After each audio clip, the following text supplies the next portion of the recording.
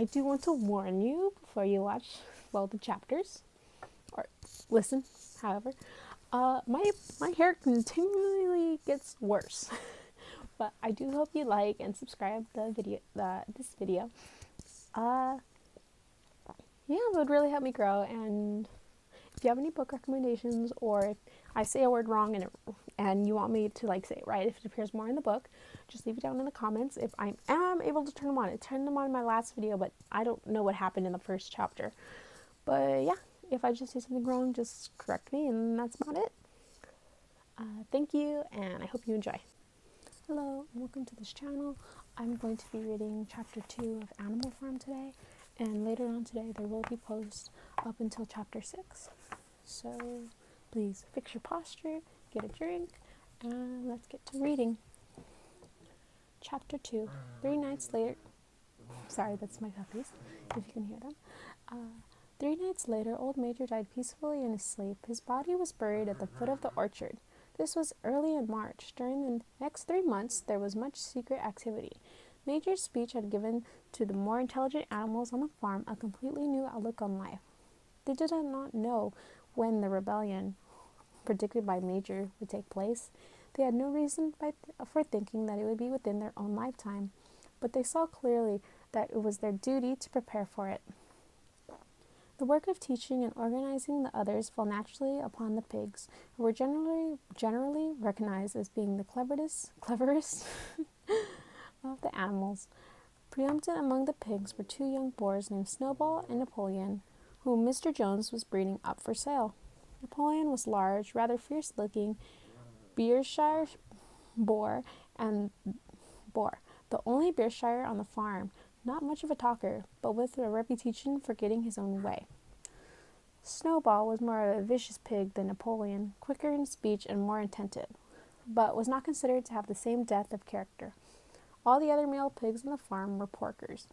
The best known among them was a small fat pig named Squealer, with very round cheeks, twinkling eyes, nimble movements, and a shrill voice. He was a brilliant talker, and when he was arguing some difficult point, he had a way of skipping from side to side and whisking his tail, which was somehow very persuasive. The others said of Squealer that he could turn black into white. These 3 had elaborated old Major's teachings into a complete system of thought, to which they gave the name of animalism. Several nights a week after Mr. Jones was asleep, they held secret meetings in the barn and expounded the principles of animalism to the others. At the beginning, they met with much stupidity and apathy. Some of the animals talked of duty of loyalty to Mr. Jones, whom they referred to as Master, or made elementary remarks such as, "Mr. Jones feeds us. If he were gone, we should starve to death." Others asked such questions as, "Why would we care what happens after we are dead? Or if this rebellion is to happen, anyway, what difference does it make whether we work for it or not?" And the pigs had great difficulty in making them see that this was contrary to the spirit of animalism. The stupidest question of them all was asked by Molly, the white mare. The very first question she asked Snowball was, "Will there be any sugar after the rebellion?" "No," said Furball firmly. "We have no means of making sugar on this farm. Besides, you do not need sugar. You will have all the oats and hay you want." "And shall I still be allowed to wear my ribbons in my mane?" asked Molly. "Comrade," said Snowball, "those ribbons that you are so devoted to are the badge of slavery. Can you not understand that liberty is worth more than ribbons?" Molly agreed, but she did not sound very convinced. The pigs had even harder struggle to contract the lies put about by Moses, the tame raven. Moses, who was Mr. Jones' special pet, was a spy and a tale-bearer, but he was also a clever talker. He claimed to know of the existence of a mysterious country called Sugar Candy Mountain, to which all animals went when they died. It was situated somewhere up in the sky, a little distance beyond the clouds. Moses said in Sugar Candy Mountain it was Sunday, 7 days a week. Clover was in season all the year around, and lump sugar and Lindson's cake grew on the hedges. The animals hated Moses because he told tales and did no work, but some of them believed in Sugar Candy Mountain, and the pigs had to argue very hard to persuade them that there was no such place. Their most faithful disciples were the two cart horses, Boxer and Clover. These two had great difficulty in thinking anything out for themselves, but having accepted the pigs as their teachers, they absorbed everything they were told and passed it on the other animals by simple arguments. They were unfailing in their attendance at the secret meetings in the barn, and led to the singing of Beasts of England, with which the now meetings ended with. Now, as it turned out, the rebellion was achieved much earlier and more easily than anyone expected. In past years, Mr. Jones, although a hard master, had been a capable farmer. But of late he had fallen in evil days. I'm so sorry. He had become much disheartened after losing money in a lawsuit, and had taken up drinking more than that was good for him. For whole days at a time, he would lounge in his wind-sore chair in the kitchen, reading the newspaper, drinking, and occasionally feeding Moses on crusts of bread soaked in beer. His men were idle and dishonest. The fields were full of weeds, the buildings wanted roofing, the hedges were neglected, and the animals were underfed. June came, and the hay was almost ready for cutting. On Midsummer Eve, which was a Saturday, Mr. Jones went into Willingdon and got so drunk at the Red Lion that he did not come back till midday on Sunday. The men had milked the cows in the early morning and then had gone out rabbiting without bothering to feed the animals.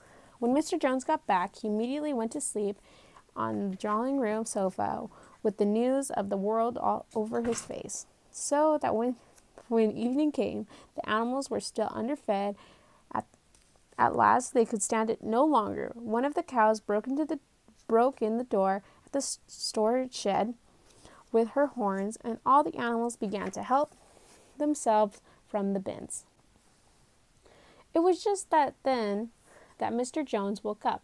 The next moment, he and his 4 men were in the storage shed with whips in their hands, lashing out in all directions. This was more than the hungry animals could bear. With one accord, though nothing of the kind had been planned beforehand, they flung themselves upon their tormentors. Jones and his men suddenly found themselves being butted and kicked from all sides.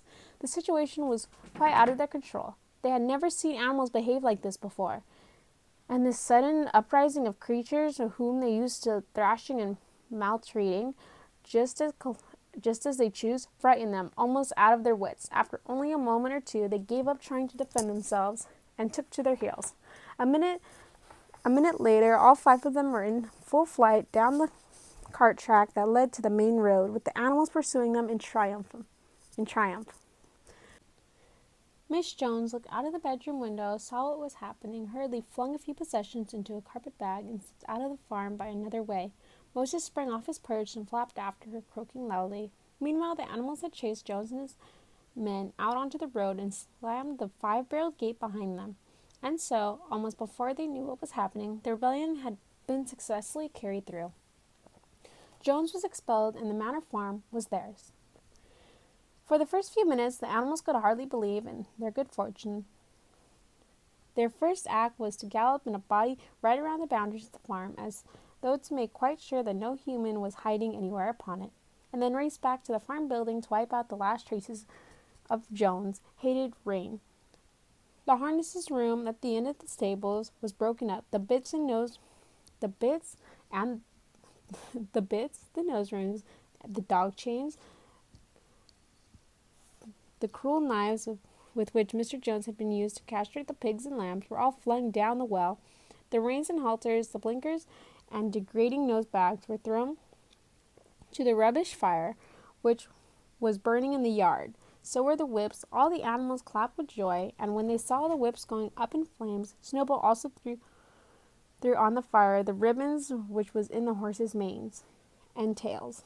had been usually decorated on market days. Ribbons, he said, should be considered as clothes, which are the mark of human beings. All animals should go naked. When Boxer heard that, he fetched the small straw hat which he wore in summer to keep the flies out of his ears, and flung it onto the fire with the rest. In a very little... Sorry.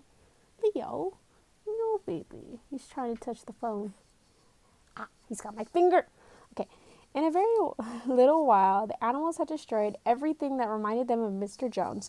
Napoleon then led them back to the storage shed, served double ration of corn to everybody, with 2 biscuits for each dog. Then they sang Beasts of England from end to end 7 times running, and that they settled for the night and slept as they had never slept before.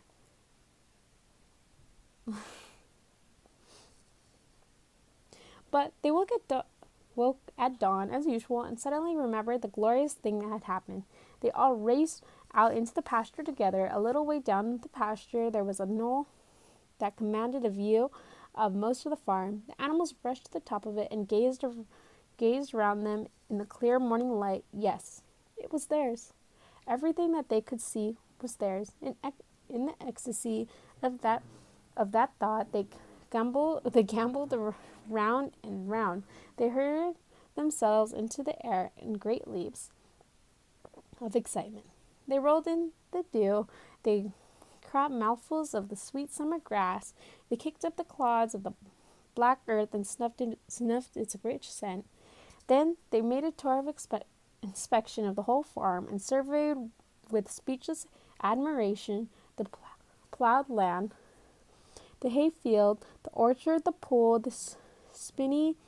It was as though they had never seen these things before, and even now they could hardly believe that it was all their own. Then they filed back into the farm and halted the silence outside the door of the farmhouse. That was theirs too, but they were frightened to go inside. After a moment, however, Snowball and Napoleon... Sorry, it's my dogs, they're playing. Napoleon butted the door open with her shoulders, and the animals entered in a single file, walking with the uttermost care for fear of disturbing anything. They tiptoed from room to room, afraid to speak above a whisper, and gazing with a kind of awe of the unbelievable luxury of the beds with their feather mattresses, the looking-glasses, the horse-chair sofa, and the Brussels carpet, the lithograph of Queen Victoria over the drawing-room mantelpiece. They were just coming down the stairs when Molly discovered to be missing. Going back, the others found that she had remained behind in the bedroom. She had taken a piece of blue ribbon from Mrs. Jones' dressing table and was holding it against her shoulder and admiring herself in the glass. In a very foolish manner, the others approached her sharply, and they went outside. Some hands hanging in the kitchen were taken out for burial, and the barrel of beer in the scullery was stowed in a kick from Boxer's hoof. Otherwise, nothing in the house was touched, and a unanimous resolution was passed on the spot that the farmhouse should be preserved as a museum. All were agreed that no animals must ever live there. The animals had their breakfast, and then Snowball and Napoleon called them together again. "Comrades," said Snowball, "it is 6:30, and we have a long day before us. Today we will begin the hay harvest, but there is another matter that must be attended to first." The pigs now revealed that during the past 3 months they had taught themselves to read and write from an old spelling book which had belonged to Mr. Jones as children, and which they had thrown on the rubbish heap. Napoleon sent for pots of black and white paint and led the way down to the 5-barrel gate that gave on the main road. Then Snowball, for it was Snowball who was best at writing, took a brush between the 2 knuckles of her trotter, painted out Manor Farm from the top bar of the gate, painted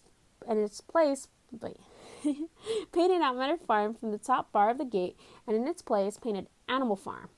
This was the name of the farm from now onwards.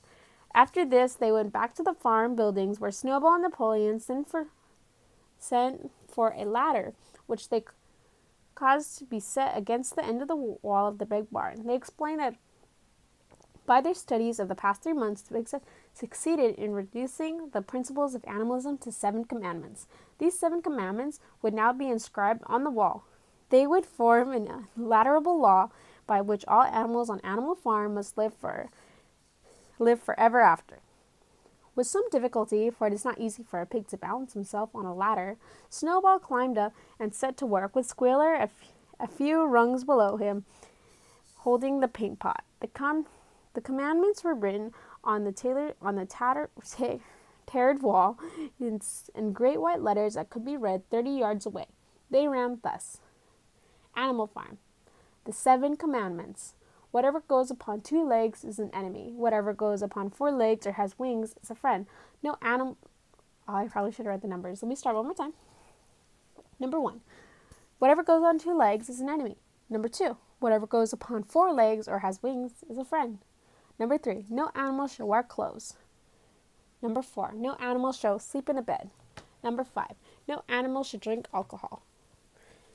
Number 6. No animal shall kill any other animal. Number 7. All animals are equal. It was very neatly written, except that friend was written friend, and one of the S's was the wrong way around. The spelling was correct all the way, though. Snowball was read it aloud for the benefit of others. All the animals nodded in complete agreement,